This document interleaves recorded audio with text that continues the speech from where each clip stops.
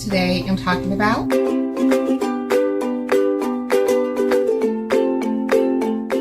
Hello, Evelyn here again talking about meal deduction while traveling.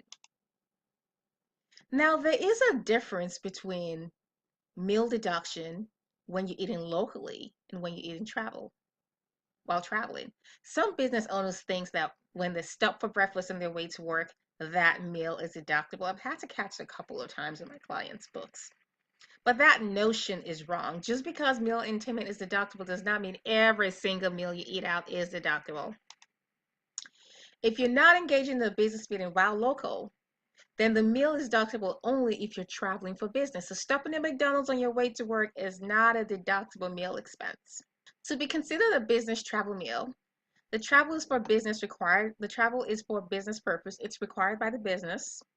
The travel must be for more than one day of work. So in other words, you're spending overnight, and the sleep or rest is needed so you can meet the demands of your work.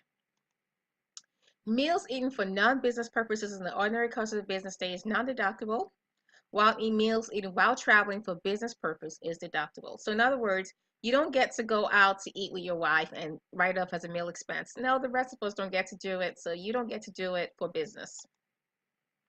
So special rules. When traveling, you can choose to deduct meals by using actual expenses or a per diem rate.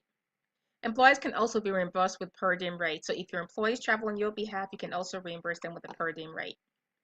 Either way, records documenting actual expenses must be kept. You must keep your records because the IRS could demand your records at any time. It's a requirement.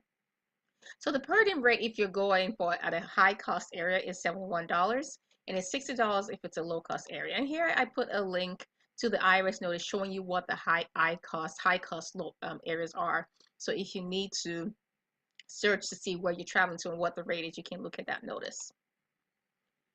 So you don't have to document your expenses if the meal expense is less than $75, or the meal, and that's while traveling. The meal expense while traveling away from home is under an accountable plan and using the per diem rate. So in that case, you don't really have to keep as strict a documentation.